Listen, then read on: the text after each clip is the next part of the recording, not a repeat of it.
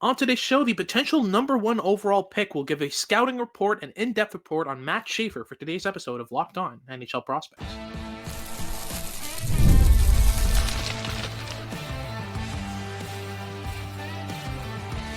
You are Locked On NHL Prospects, part of the Locked On Podcast Network. Your team every day. Hello and welcome back to Locked On NHL Prospects, part of the Locked On Podcast Network, your team every day. On this podcast, we break down everything prospects related for you 5 days a week, Monday to Friday. I'm Hadi Kalakash, QMJHL and crossover scout for Elite Prospects, with Sebastian High, USHL and crossover scout for Elite Prospects. And on today's show, we'll be breaking down Matt Schaefer's game in detail. This will be an in-depth scouting report where we talk about the tools in the first segment, so skating, shooting, stick handling, passing, all that good stuff, as well as a profile with Matt Schaefer, how he plays, kind of the gist of his game. In the second segment, we'll delve deep into the details of his game, so the toolkit, the habits, all that good stuff. And then the final segment, we'll look at the overall projection with Matt Schaefer, so where he's likely to end up on draft day, whether or not he's a number one overall pick in this draft, and also kind of where he projects as an NHL player. We'll give you some comps for him as well, and see which teams would be the best fit for Matt Schaefer in this draft class. Before getting into any of that, though, today's episode is brought to you by FanDuel. Make every moment more. Right now, new customers can get up to $150 in bonus bets with any winning $5 moneyline bet. That's $150 if your team wins. So visit FanDuel.com/lockedon to get started. As usual, if you're watching on YouTube, remember to like and subscribe. Let us know in the comments what you thought of the episode. And if you're listening on your favorite podcasting platform, please leave us a rate and review and make sure to make us your first listen of the day. So let's started right away here with the size, handedness of Matt Schaefer and kind of the overall gist of his game and what makes him such a high caliber prospect for the 2025 NHL Draft. There is just about nothing to dislike in this player's profile. Everything just shines very brightly. He's a 6'2", 183-pound left shot defenseman, born September 5th, 2007, so only 10 days off of the cutoff for being eligible in next year's draft in 2026. And he's already wearing an A on his jersey with the Erie Otters in the OHL. And this season, through 17 OHL games, he has 7 goals and 22 points. The production has been fantastic, but the all-around play is really what is driving his draft stock at the moment. And this is a player with a real track record of success. He captained Team Canada at the Hlinka Gretzky Cup this summer on his way to a victory there.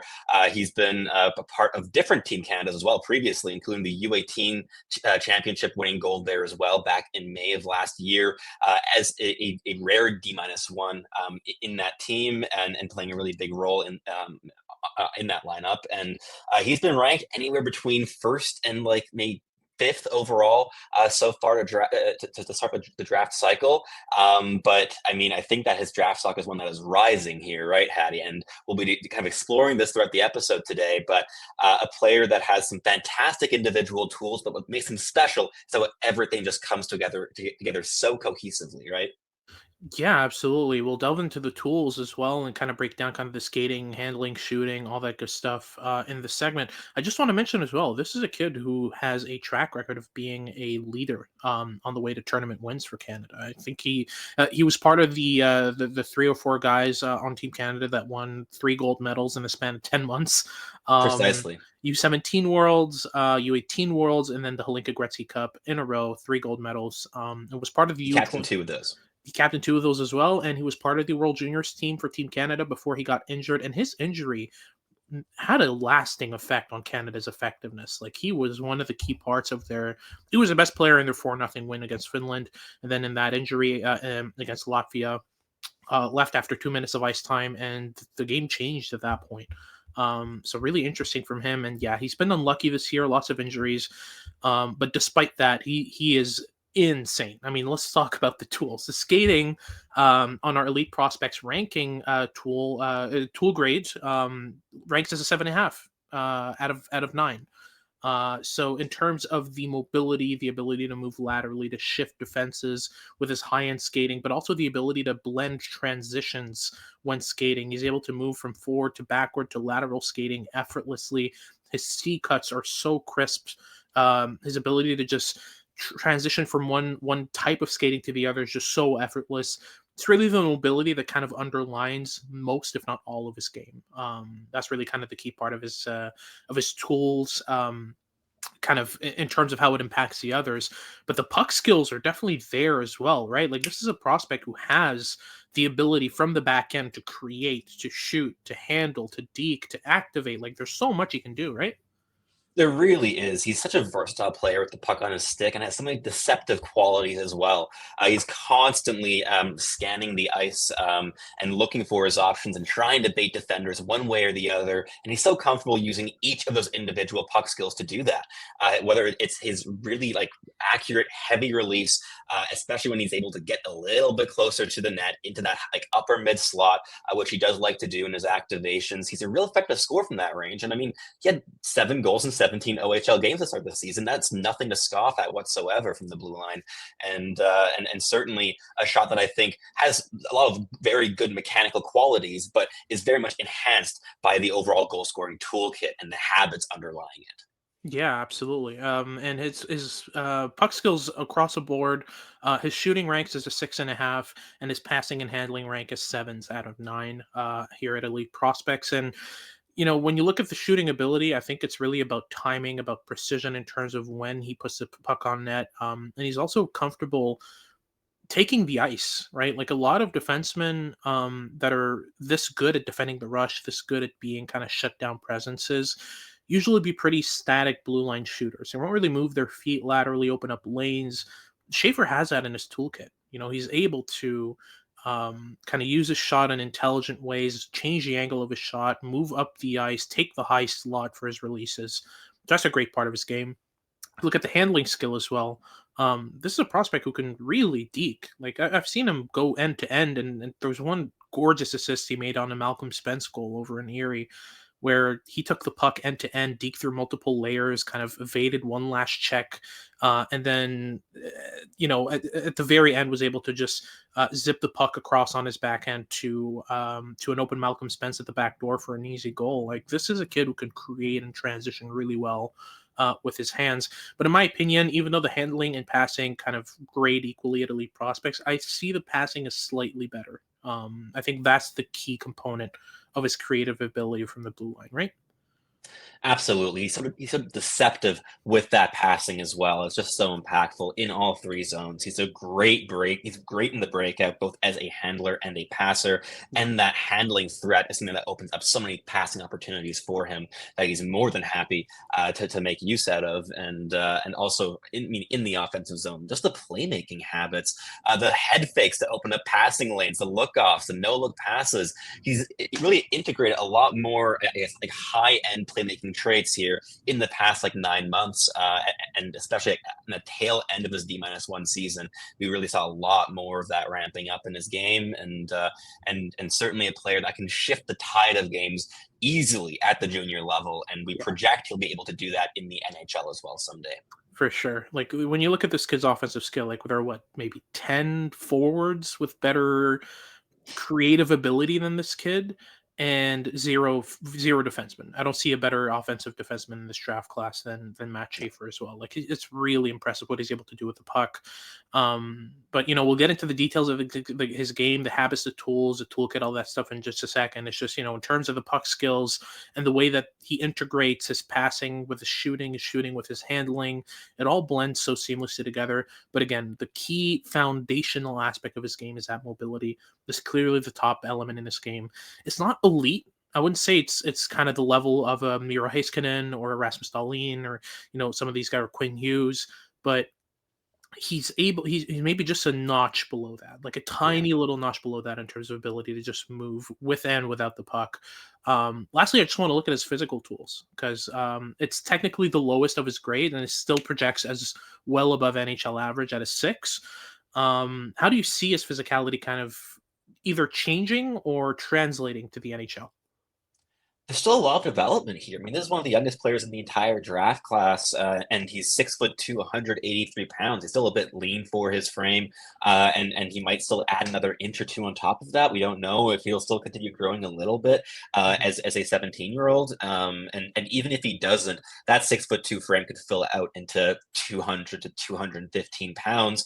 And when you add that to that mobility and all of those fantastic tools, that is a really, really difficult customer to handle, especially activating up the point. You're asking NHL wingers to mark that player. That's a really difficult task. 100%. Now we'll get into the habits, the tools, the toolkits, more of the in-depth stuff, and also some intangibles here in the second segment with Matthew Schaefer to kind of continue breaking down his game in depth. But just before getting to that, just a quick word from our sponsors. From the first whistle to the final drive, FanDuel makes the NFL playoffs even more exciting. Right now, new customers can bet $5 and get $300 in bonus bets if you win your first bet.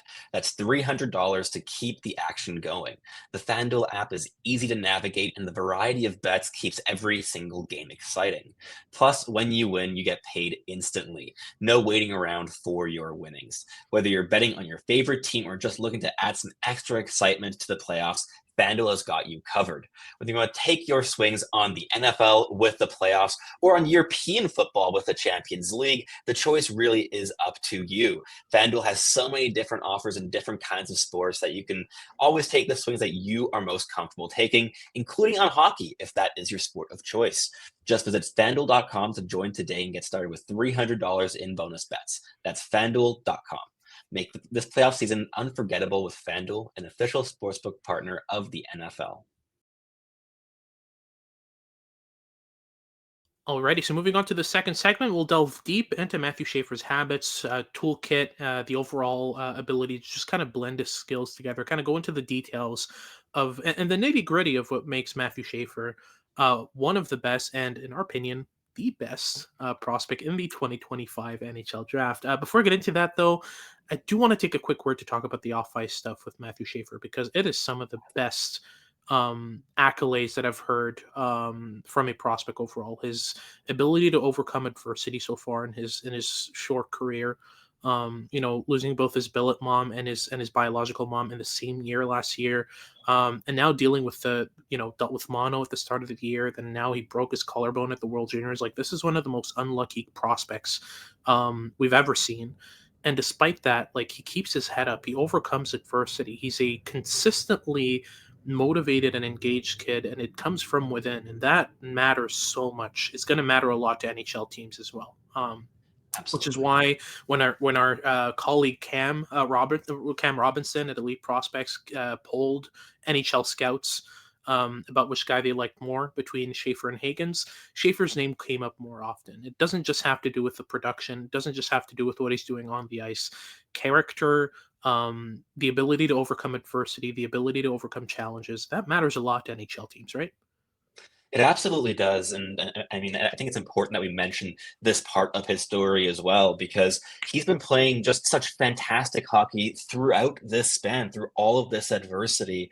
It's clearly been an outlet for the player, but he's just been so clearly like one of the favorite teammates wherever he's playing, whether it's internationally, whether it's with the World Junior Championships and the U20 roster or the U17s just a year ago. No Yeah. matter where he is, he's playing in a leadership position. He's taking control and responsibility and is thriving in those situations. And this is something that every single NHL team will look at and be like, this guy is built for the playoffs. This guy can fight off adversity. This is the kind of player that we want to bring into our locker room and make a part of our hockey family. Yeah. That's something that matters to NHL teams. And this guy is just like the biggest waving green flag that any NHL GM has ever seen in their lives. Absolutely, and being at the Hlinka Gretzky Cup this past summer in Edmonton and watching him on the ice, you could hear him from where we were. Like, we're up in the stanchions, like in our booths, and you can hear him so clearly on the ice, communicating with his teammates, taking leadership,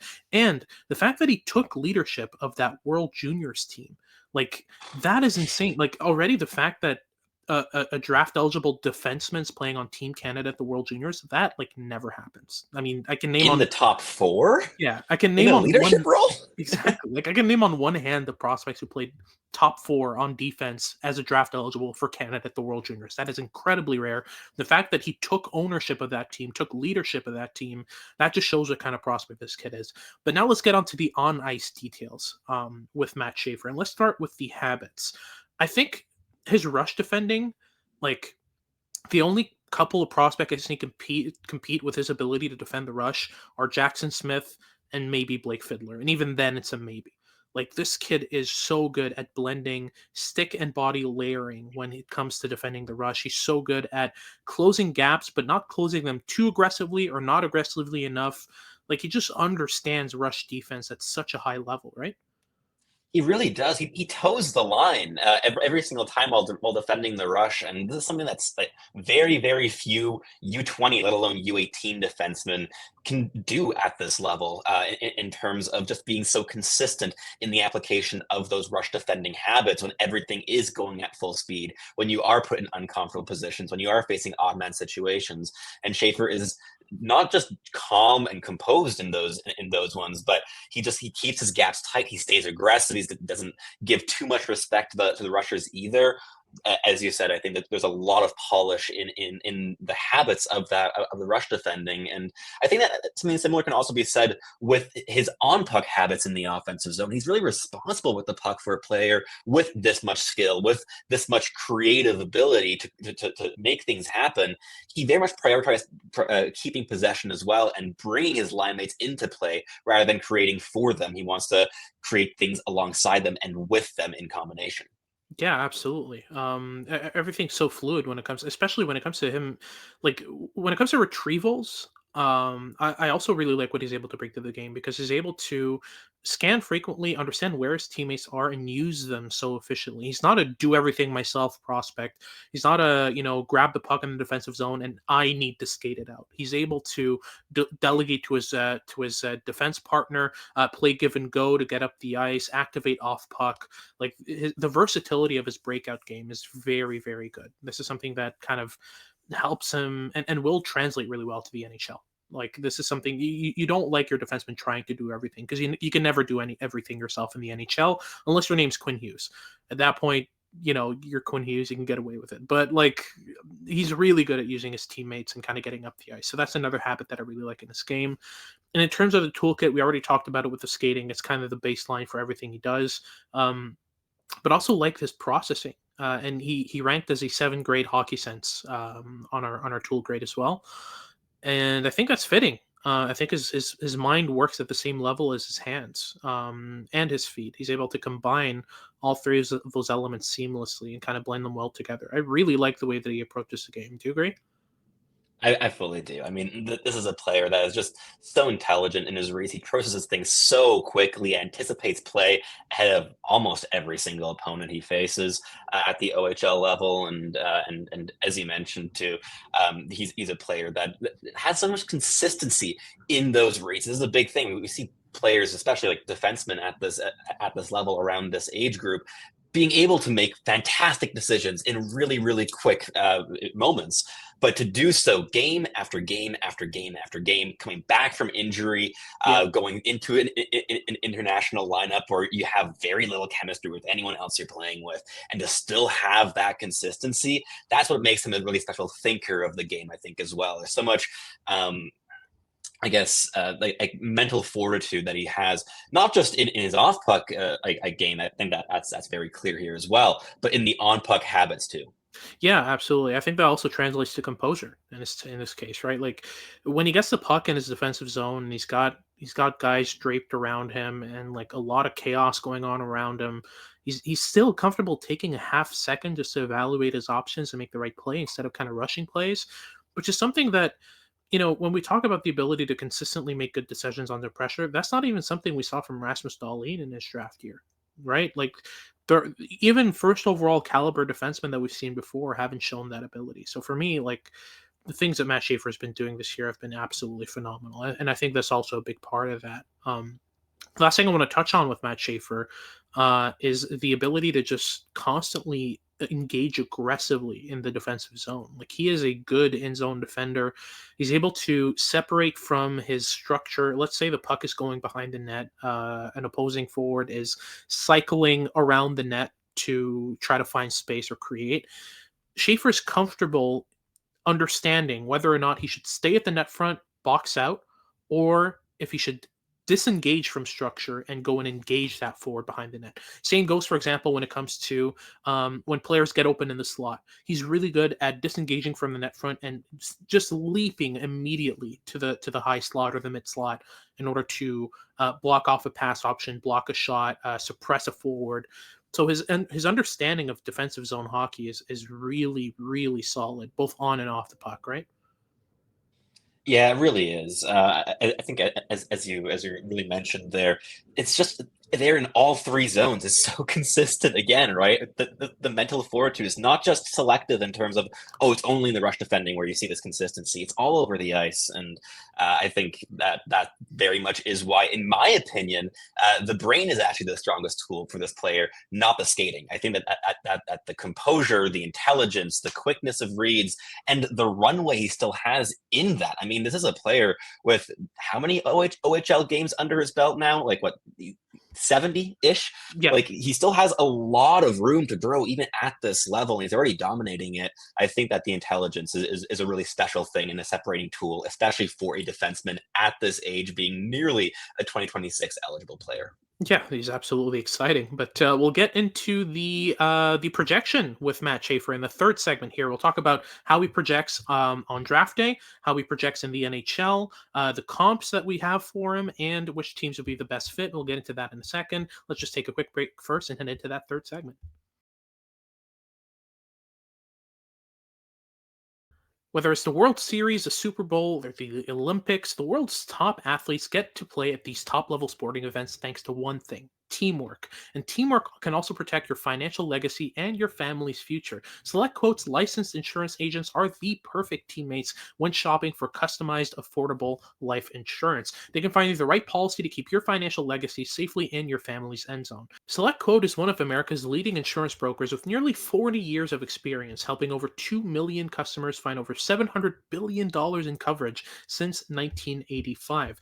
Other life insurance brokers offer impersonal, one size fits all policies that may cost you more and cover you less, but Select Quote's licensed insurance agents work for you to tailor a life insurance policy for your individual needs in as little as 15 minutes. You invest so much time to take care of yourself and be the healthiest, best version of yourself, so Select Quote's exclusive policies can reward that effort. So get the right life insurance for you for less at selectquote.com/lockedonnhl. Just go to selectquote.com/lockedonnhl today to get started. That's selectquote.com/lockedonnhl.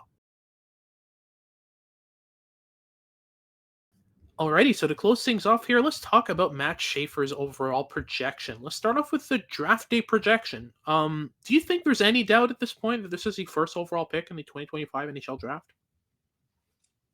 Yes, I think there's still debate here. I think he's very, very clearly a first overall caliber player. Whether or not he's going to go there, I think, is still a bit up in the air. I mean, we're definitely seeing a bit of a shift towards that in momentum right now with the draft rankings coming out recently.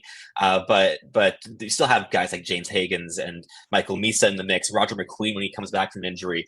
Porter Martone is definitely still in there too. You have a lot of players that are very much in the same kind of range.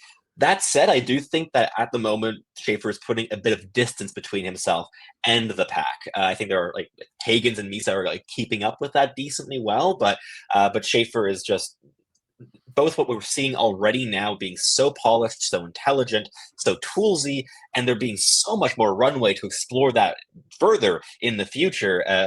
I think that he's very clearly a player with potentially the highest upside in this draft, while also having a very, very high floor. I don't really see a future where Matthew Schaefer doesn't become a number 4 defenseman at a bare minimum, because the tools and habits are just so great already. I think a number 4 defenseman floor is pessimistic. I see a number 2 defenseman floor. Like, I don't see a world. We have to go full floor. I think is minimum number 3, but like 4 is I think making it I don't want to put too much pressure on the kid, like putting him in first overall as a September 5th birthday is already pretty intense enough. Yeah, I'll give my justification for that. The mental maturity of this kid at this age, like the only way that he can mature and grow, and like the only runway he has is physical. Like that's what I see from him. Is this prospect could add 2 more inches, 25 more pounds to his frame, in the next few years, and then it's just danger. Right, but maturity wise, in terms of his mental fortitude, like you mentioned, like his maturity on the ice, his leadership abilities, those are all there. Like he plays like an adult, like mentally. So the fact that this kid has physical runway, um, but already has all the mental aspects really, really reassures me regarding that. I think personally, the lowest you'll see Matt Schaefer become in terms of an NHL projection is a number 2 defenseman, and I think the safe projection is number 1. I think Yes, I I think agree on that. that's a safe projection on that side with Matthew Schaefer. That's the easiest projection on that side, and the upside with him is you're talking about a top 5, top 10 defenseman in the entire NHL. Like I think that's what we're talking Like about at the end of the day here.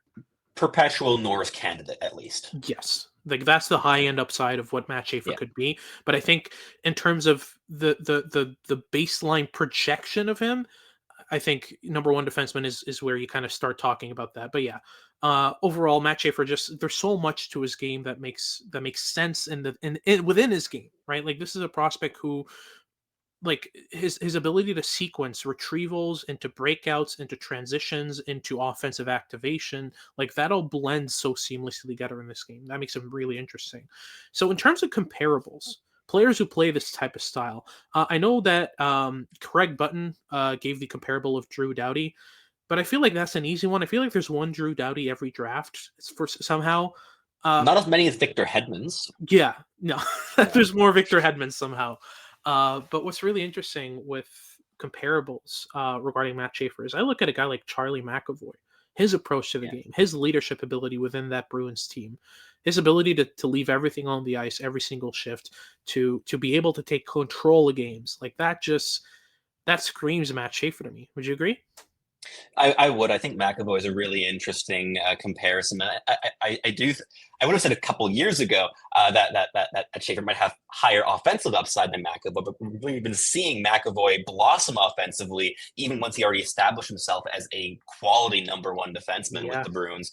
And I mean, I think another name that comes to mind that we were spitballing about before the recording here, and we were spitballing a lot of names for this, but Shea Theodore, I think, is an interesting one in terms of that mobility, the puck moving ability, especially perhaps with perhaps a bit more defensive refinement at the same age for Matthew Schaefer here, and a bit more upside than just a Shea Theodore full ceiling. But stylistically, I think that they have some real similarities, especially now these last couple of seasons where Shea Theodore has just been lights out there in a dominant Las Vegas team. But is there any other play you wanted to shoot out here? Because we had some fun ones in our discussions, right? Like we had historical ones, we had a lot more like recent ones in there too.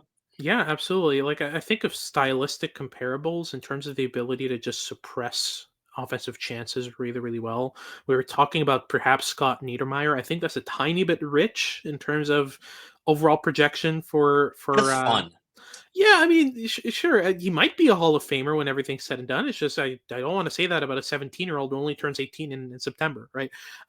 You're the one calling him a 100% 1D with lowest second D potential. That already sounds like a Hall of Fame candidate to me. Listen, I like this kid. I think he's got a bona fide top pair D projection there. I really like what he brings. Yeah. But yeah, I don't know if even then Niedermeyer was very much a dominate through skating and stick work player. I think that kind of Mm. fits what Schaefer is, but to a lesser extent. In Schaefer's case, obviously. But overall, to close things off here, let's talk about team fits real quick. From what I see here, I cannot name you a better fit than Chicago. If Chicago ends up They with the need first him. overall pick, they are drafting Matt Schaefer. Like they'll need someone on their top pair to think. And I'm sorry, Artem Levshinov, it's not him. So Matt Schaefer being the guy who's going to be able to uplift Levshinov to a bona fide top pair defenseman, I think that's pretty much best case scenario for Chicago is they get that first overall pick. They run out of there with a future top pair defenseman, and that's their top pair locked in for the next few years with Korchinski in a great position as a number 3. Precisely. Then you look at Nashville. Let's just agree that Nashville just needs upside, period. I think at this stage, that's really what they're looking for. And lastly, San Jose. They have a bunch of less shot Ds, but at this stage, they need a defenseman. Matt Schaefer's a defenseman. Plug him on the right side if you need to. Him and Dickinson would be fun. Yeah, absolutely. Two very good skaters. I don't know how comfortable I would feel with Dickinson playing as offside, so I think he'd have to play Schaefer on. No. Definitely Dickinson on the left. Okay. Perfect. Glad we agree on that. Very much. But yeah, those are the 3 teams you see as great fits for Matt Schaefer in terms of what they need and what he needs. I think all 3 of them can offer a great future for Matthew Schaefer. But that's our episode done.